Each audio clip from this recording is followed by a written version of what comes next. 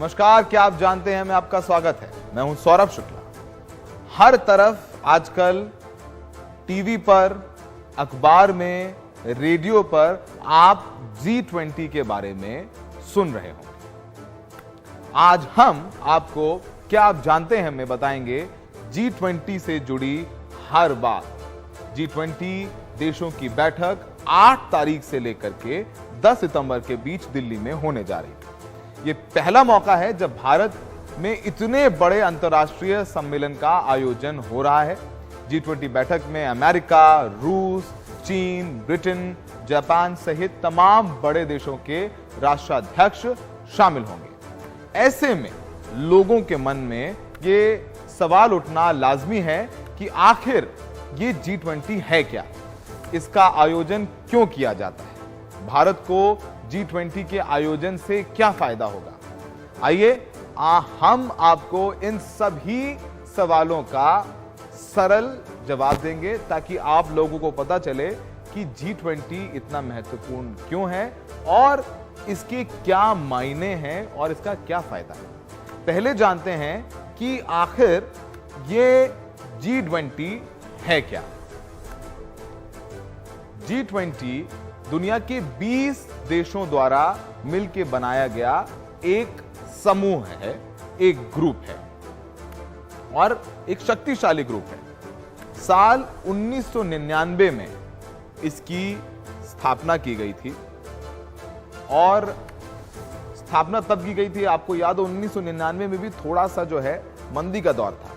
इसे मजबूत अर्थव्यवस्था वाले देशों द्वारा मिलकर आपसी सहयोग बना रहे, एक दूसरे की मदद की जाती रहे, इस सहयोग के लिए इसको बनाया गया था। 1999 में इसकी स्थापना हुई थी।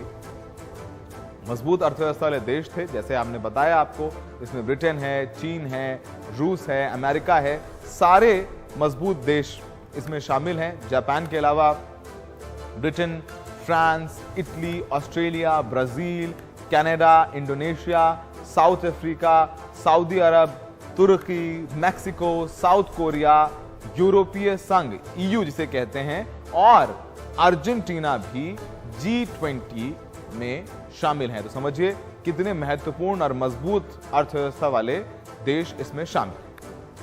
अब एक सवाल जो सबके जहन में रहता है कि G20 समिट को बनाने का मकसद क्या था, इसे बनाया क्यों गया। इतने सारे देश जो कि कॉम्पिटिटर भी हैं एक दूसरे के, लेकिन ये साथ क्यों आए, इसका मकसद क्या है। साल 1999 से पहले कुछ सालों से एशिया आर्थिक संकट से जूझ रहा था, जिसे देखते हुए जर्मनी में G8 देशों की बैठक हुई और वहीं पर G8 को G20 बना दिया गया, यानी और 12 मुल्कों को इसमें शामिल किया गया और G20 का गठन किया गया ताकि एक दूसरे को मदद कर करके मजबूत किया जा सके। इसमें सभी मजबूत अर्थव्यवस्था वाले 20 देशों के वित्त मंत्री, फाइनेंस मिनिस्टर और केंद्रीय बैंक के गवर्नर्स को बुलाया जाता है, यानी वित्त संबंधी निर्णय लेने वाले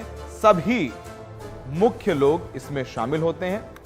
संगठन का मकसद वैश्विक आर्थिक मुद्दों पर आपसी चर्चा कर हल निकालना है, यानी जो फाइनेंस से रिलेटेड, अर्थव्यवस्था से संबंधी जितनी भी चीजें हैं उनके बारे में बातचीत करना है। अगर कोई देश किसी संकट से गुजर रहा है तो वहां पर कैसे मदद की जा सकती है, आगे मंदी अगर आहट दे रही है, दस्तक दे रही है, तो मिल के मंदी से कैसे निपटा जाए, इन तमाम चीजों का पर चर्चा होती है और एक कॉमन बिंदु पर पहुंचा जाता है। साल 2008 की वैश्विक मंदी के बाद यह निर्णय लिया गया कि इस बैठक में सभी देशों के राष्ट्राध्यक्ष भी शामिल होंगे, यानी सभी देशों के प्रमुख भी शामिल होंगे। पहले वित्त मंत्री और गवर्नर शामिल हो रहे थे, लेकिन 2008 में जब एक मंदी का लेमन ब्रदर्स अमेरिका में हुआ और पूरा विश्व जो है मंदी में आ गया, तब यह तय हुआ कि जो प्रमुख होंगे देश के वो सब शामिल होंगे। इसीलिए हमारे देश में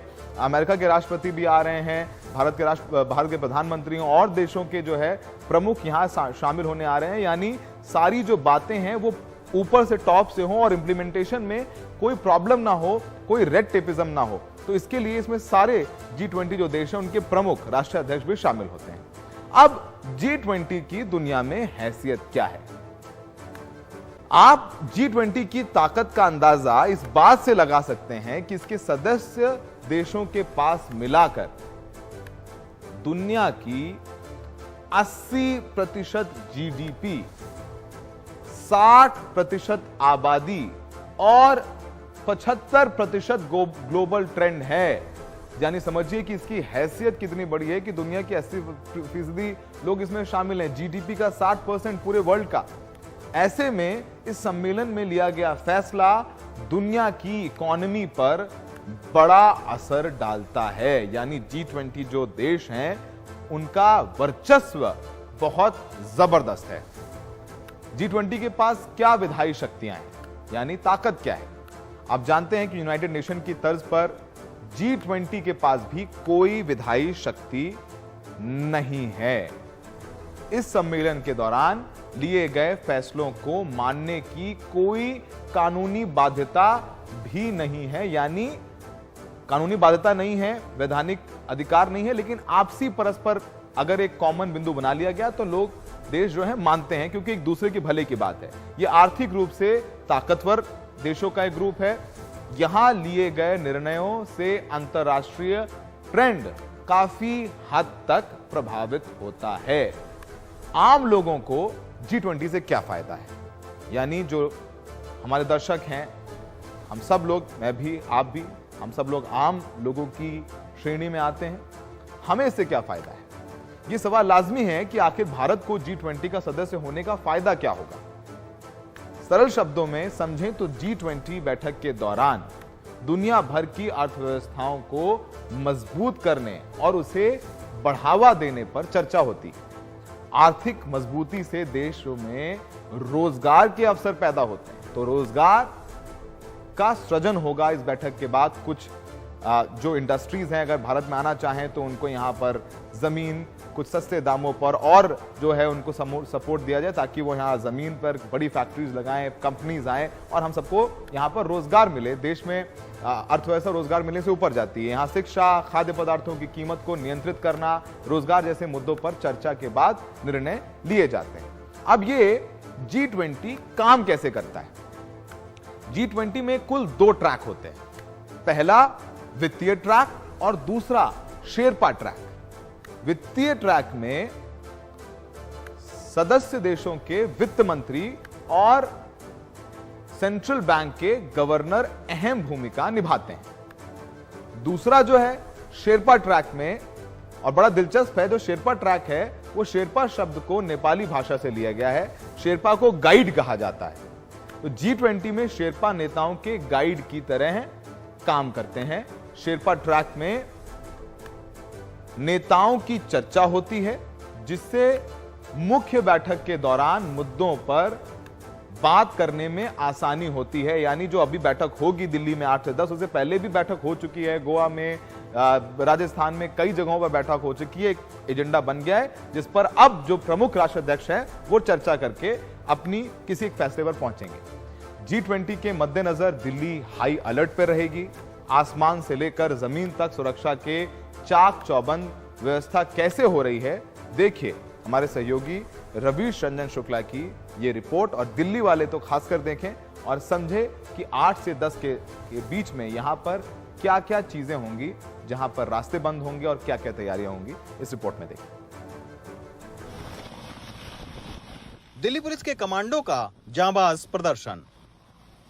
G20 में आने वाले मेहमानों की सुरक्षा के लिए एनएसजी की देखरेख में दिल्ली पुलिस के 181 कमांडो ने इस तरह की ट्रेनिंग ली है। हेलीकॉप्टर स्लिदरिंग ट्रेनिंग मॉड्यूल है, जिसमें डिफरेंट स्टेजेस से 3 मीटर, 5 मीटर, 10 मीटर की हाइट से ये जो है थ्रू रोप के जरिए से नीचे उतर रहे हैं। अगर इस तरह की कोई सिचुएशन आती है पुलिसिंग में तो उसको डील करने के लिए। और यही वजह है कि पैरामिलिट्री फोर्स से लेकर और दिल्ली पुलिस जो कि नोडल सुरक्षा एजेंसी है G20 के लिहाज से, वो सारे लोग अलग अलग जगहों पर मॉक ड्रिल कर रहे हैं। इसके अलावा 50 से ज्यादा जो सुरक्षा दस्ते हैं वो सीआरपीएफ की तरफ से तैनात किया गया है। स्नाइपर्स को लगाया गया है। कुछ महिला स्नाइपर की ट्रेनिंग विशेष तौर पर जो है वो दी गई है। डॉग स्क्वाड को विशेष तौर पर तैनाती की गई है। लुटियन जोन ही नहीं, पूरी दिल्ली इस वक्त हाई अलर्ट पर है। जमीन से लेकर आसमान तक दिल्ली के कई इलाकों की निगरानी इस तरह ड्रोन से भी की जा रही है। दिल्ली के महत्वपूर्ण 16 होटलों की निगरानी के लिए खास इंतजाम किए गए हैं। हर होटल पर एक डीसीपी की ड्यूटी लगाई गई है। G20 कार्यक्रम के दौरान दिल्ली पुलिस खास पोशाक में रहेगी। लुटियन जोन में 5 सितंबर से लेकर 10 सितंबर तक वीवीआईपी मूवमेंट के लिए खास उपाय किए गए हैं। जितने भी सिक्योरिटी के जो डायमेंशंस होते हैं, चाहे वो एयरपोर्ट सिक्योरिटी हो, रूट पे सिक्योरिटी हो, कारकेड मैनेजमेंट है, प्लेस ऑफ स्टे पे जो सिक्योरिटी है, जो इवेंट के वेन्यूज़ हैं उनकी सिक्योरिटी है, जो डिग्निटरीज हैं उनके पर्सनल सिक्योरिटी है, इन सबको ध्यान में रखते हुए बहुत ही डिटेल्ड एक सिक्योरिटी अरेंजमेंट्स का खाका तैयार किया है। और इसको इम्प्लीमेंट करने के लिए हमने अपने जो स्टाफ है उसको रोल बेस्ड ट्रेनिंग दी है, रिफ्रेशर ट्रेनिंग्स दी हैं। दिल्ली पुलिस ने लोगों से अपील की है कि 8 सितंबर से लेकर 10 सितंबर तक नई दिल्ली की तरफ आने से बचें। इस सदी का यह सबसे हाई प्रोफाइल कार्यक्रम है। इसी वजह से हर छोटी बड़ी चीजों का ख्याल रखा जा रहा है। नई दिल्ली से जेवियर के साथ रवीश रंजन शुक्ला, एनडीटीवी इंडिया।